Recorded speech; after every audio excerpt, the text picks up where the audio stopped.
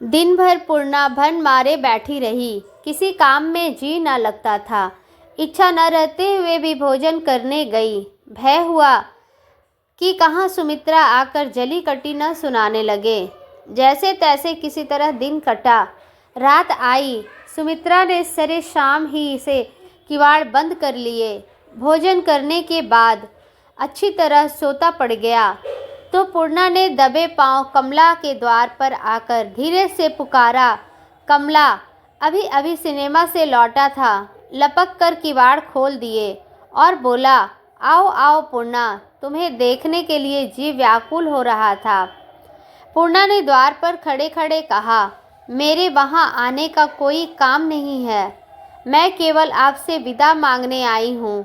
इस घर में मेरा निर्वाह नहीं हो सकता। आखिर मैं भी तो इंसान हूँ। कहाँ तक सबका मुंह ताकूं और किस किस की खुशामद करूं। कमला ने द्वार पर खड़ा आकर कहा, अंदर तो आओ। तुम इस तरह खड़ी हो मानो चपत मार कर भाग जाओगी। जरा शांत होकर बैठो तो सुकून। क्या बात है? इस घर में कौन है जो तुम्हें आधी बात भी कहने का साहस कर सकता है? अपना और उसका कर दूं, मगर अंदर तो आओ।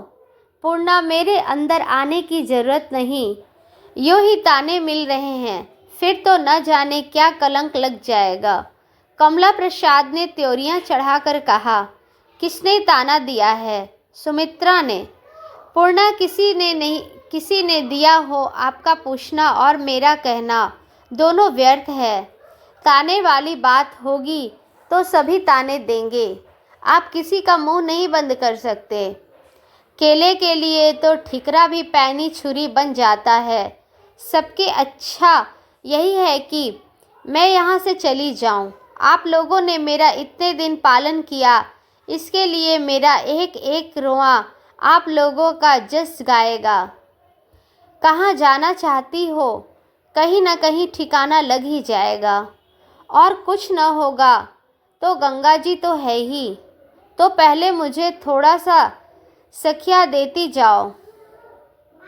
पूर्णा ने तिरस्कार के भाव से देखकर कहा, कैसी बात मुंह से निकालते हो बाबूजी। मेरा प्राण भी आप लोगों के काम आए तो मुझे उसको देने में आनंद मिलेगा। लेकिन बात बढ़ती जाती है और आगे चलकर न जाने और कितनी बढ़े। इसलिए मेरा यहाँ से टल जाना ही अच्छा है। कमला प्रसाद ने पूर्णा का हाथ पकड़कर बलात् अंदर खींच लिया और द्वार बंद करता हुआ बोला, हाँ अब कहो, क्या कहती हो? सुमित्रा ने तुम्हें कुछ कहा है? पूर्णा द्वार से चिपकी हुई बोली, पहले द्वार खोल दो तो मैं बताऊं। क्यों व्यर्थ मेरा जीवन नष्ट कर रहे हो? खोल दूं, ऐसी जल्दी क्या है? पानी में तो भीग नहीं रही हो, या मैं कोई हूँ या नहीं?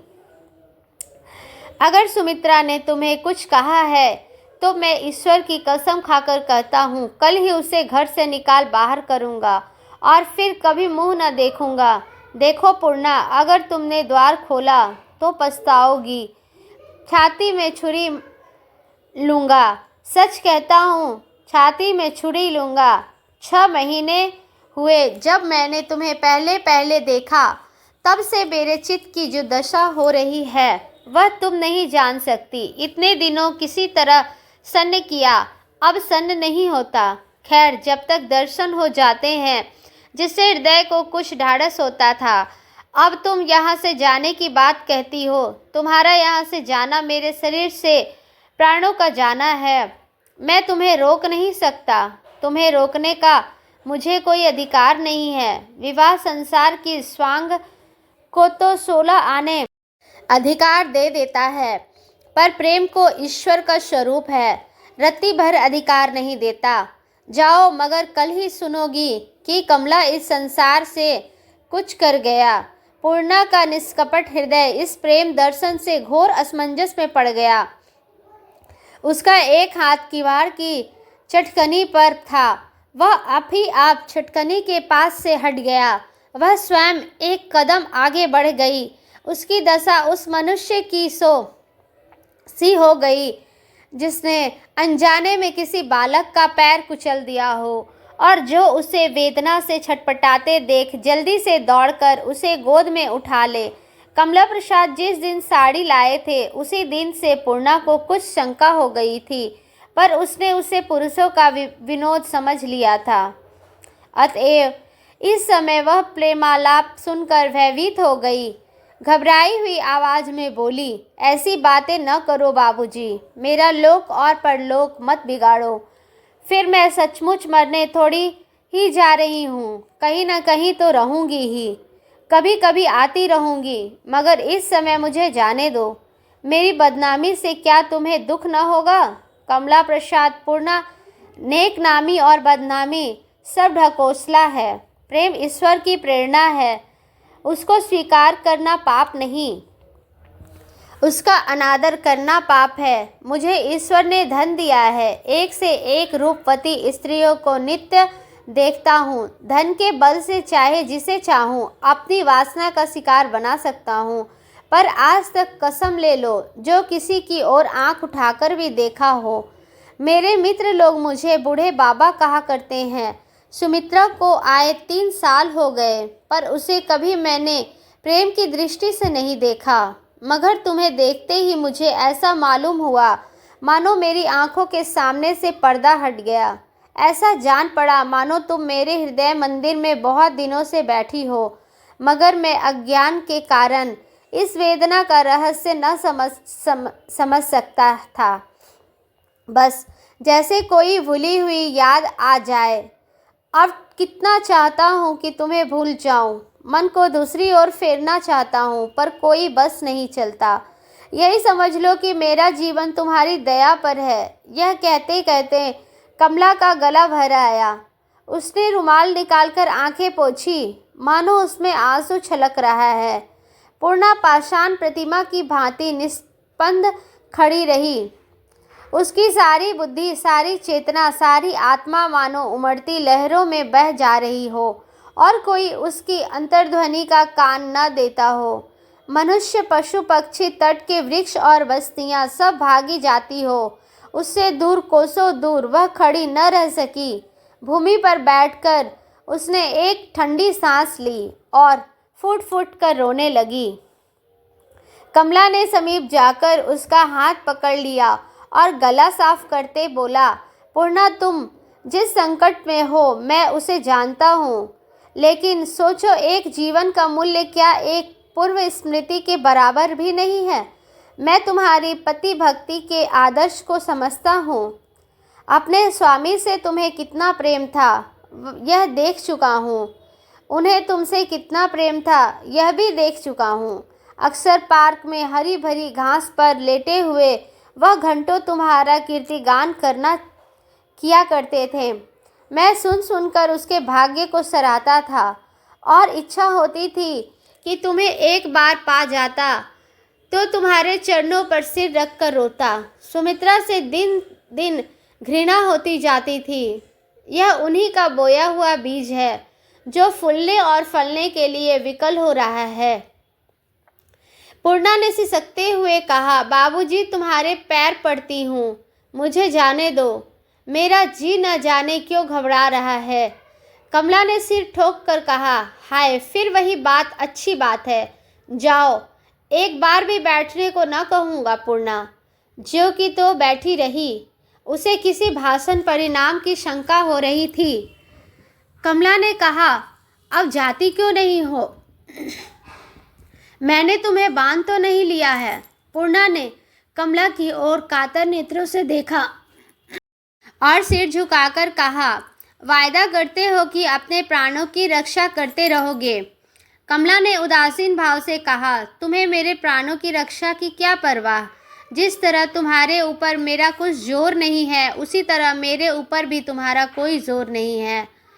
या तुम्हें भूल ही जाऊंगा या प्राणों का अंत ही करूंगा, मगर इससे तुम्हारा क्या बनना बिगड़ना है? जी में आए जरा सा शोक कर लेना, नहीं तो वह भी न करना। मैं तुमसे गिला करने न आऊँगा। पूर्णा ने मुस्कुराने की चेष्टा करके कहा, तो इस तरह तो मैं ना जाऊंगी। कमला, इसका आशय हुआ कि तुम मुझे न जीने दोगी न मरने। तुम्हारी इच्छा है कि सदैव तड़पता रहूं। यह दशा मुझसे न सही जाएगी। तुम जाकर आराम से लेटो और मेरी चिंता छोड़ दो।